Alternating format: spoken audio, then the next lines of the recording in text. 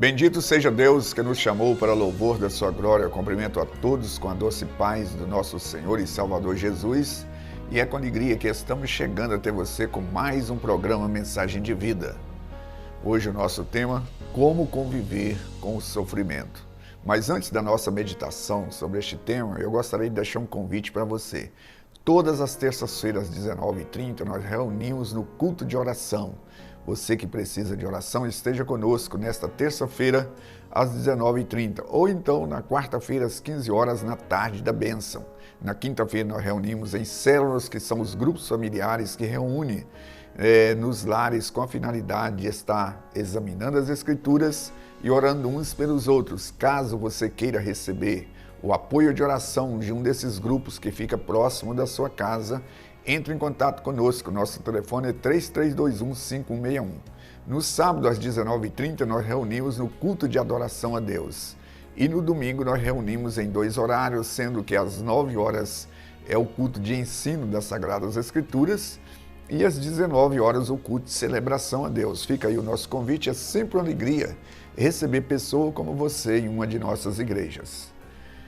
Como eu já anunciei, eu quero pensar com você como conviver com o sofrimento, como administrar o sofrimento. Porque quando vem uma doença, quando o desemprego bate a porta, quando temos uma dificuldade que é real e que não podemos ignorar, fazer vista grossa, nós temos que lidar com essa situação. E esse sofrimento, às vezes, eles podem trazer sobre nós uma alma amargurada, uma alma revoltada, tristeza, angústia, marca. Ou então, temos um outro caminho. Caminho esse que é o caminho de louvor a Deus e saber que Deus está conosco em meio ao sofrimento. Portanto, eu quero pensar com você porque diversas situações podem bater a nossa porta e não podemos ignorar esta realidade. E quais são os resultados de todo este sofrimento? O que isso vai produzir em nós? Produzir uma alma revoltada? Um coração amargurado? Ou vai nos tornar mais robusto para enfrentar os futuros desafios? E é sobre isso que eu quero pensar com você nesse instante, lendo o Salmo de número 63, que registra a história de um homem, o rei Davi, que passou pelo deserto do sofrimento, o deserto de Judá, ele que estava vivendo uma situação de sofrimento. Há quem defende que ele estava fugindo do seu filho Absalão, que conspirou para usurpar dele o reino, ou outros defendem que ele estava fugindo do seu sogro Davi, antes dele assumir o reinado assim na plenitude. Então, o rei Saul estava no seu encalço e ele, quando ele escreve este salmo.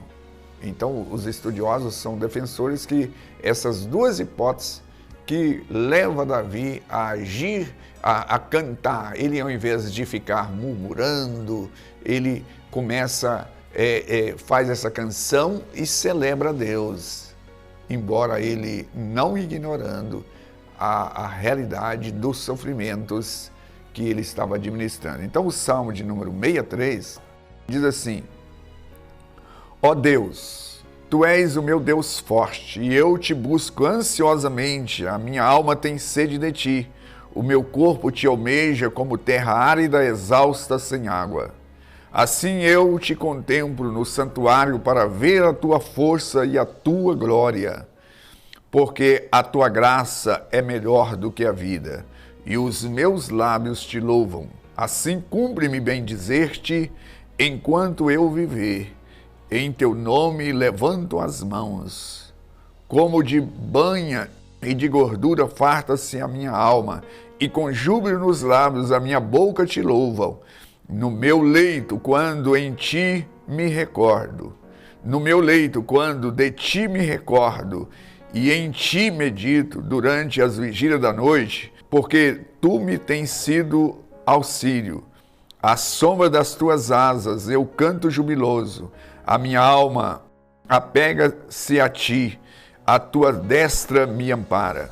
Porém, os que me procuram a vida para destruir, abismar-se-ão nas profundezas da terra, e serão entregues ao poder da espada, e virão a ser pasto dos charcais. O rei, porém, se alegra em Deus. Quem por ele jura, gloriar-se-á, pois se tapará a boca dos que proferem mentira. Eu quero pensar com você aqui, nesse salmo, onde Davi, ele vivenciou um sofrimento de perseguição, e tudo nos leva a crer que ele estava, quando ele estava sendo perseguido pelo seu próprio filho, porque aqui ele se declara rei, e antes dele assumir, no caso que eu apontei aqui essas hipóteses, dele assumir o reinado, ele certamente não faria essa identificação de si mesmo.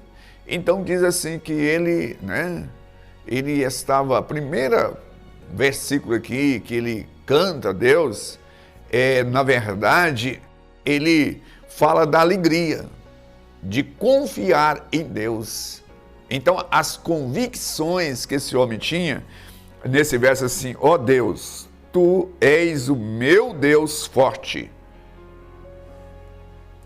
A confiança aqui de Davi é claramente demonstrada que, independente da circunstância que ele estava vivenciando, ele confiava e sabia de que Deus era um Deus poderoso para desbaratar os seus adversários. E é muito importante porque passar por sofrimento, todos nós estamos sujeitos. A bonança vem sobre o justo e sobre o injusto, e o tempo de aflição, os vendavais vêm sobre todos. Agora, a diferença faz se nós estamos firmados numa fé sólida. Aliás, o Senhor Jesus, após pregoar para os seus discípulos, eles manifestaram muita admiração por aquilo que Jesus falou, e ele então fala assim, olha, felizes são aqueles que ouvem a palavra e guardam a palavra. E eu comparo essa pessoa como uma pessoa que constrói a sua vida, constrói a sua casa sobre uma rocha. Ou seja, porque vem o vento, vem o temporal e a sua casa permanece, ou seja, a sua vida permanece. Ao contrário, aquele que constrói a sua vida sobre areia, constrói a sua casa sobre areia, ou seja, sobre o engano, sobre a mentira, sobre a superfície, quando vem a dificuldade, a casa vai à ruína. Então, Davi, ele tinha convicção, ele tinha certeza que Deus era poderoso para fazer dele um homem vitorioso, independente da circunstância. E isso é importante para mim e para você, que é uma lição e tanta, porque neste versículo ele diz o seguinte, a minha alma tem sede de ti. Outra coisa interessante, ele fala assim, a minha alma te busca ansiosamente. E ele estava expressando isso a Deus, que isso aqui é um cântico, em oração, uma oração em forma de cântico, dizendo, a minha alma anseia, ela busca ansiosamente, a minha alma tem sede de ti, assim como a terra ressequida, ela tem sede, necessidade da água, eu tenho necessidade de ti. Ele não estava dizendo para Deus, olha, eu tenho necessidade de retornar ao palácio. A minha maior necessidade não é voltar ao topo do comando de Israel. A minha necessidade maior é estar na tua presença. A minha necessidade é estar diante de ti. Que coisa gloriosa, que convicção. Embora ele estivesse vivendo, naquele período de adversidade, ele tinha a convicção de que Deus era Deus poderoso para destronar os seus adversários. Isso faz uma diferença enorme, porque passar pela dificuldade, passar pelo sofrimento, como nós administramos essas situações. Então, aqui nós temos essa palavra. Agora, do verso 2 ao verso 5, Davi, ele fala algo assim interessante para a gente, que ele expressa o seu louvor. Eu quero ler aqui do verso 2 ao verso 5. Assim, eu te contemplo no santuário para ver a tua força e a tua glória, porque a tua graça é melhor do que a vida. Os meus lábios te louvam. Assim, cumpre-me bem dizer, enquanto eu viver, em teu nome levanto as mãos. E ele diz assim, como banha de gordura farta-se a minha alma, com júbilo nos lábios, e a minha boca te louva. Olha que coisa gloriosa. Porque ele poderia ter tomado o caminho da amargura, da queixa, da revolta, da tristeza, do abatimento, do recolhimento.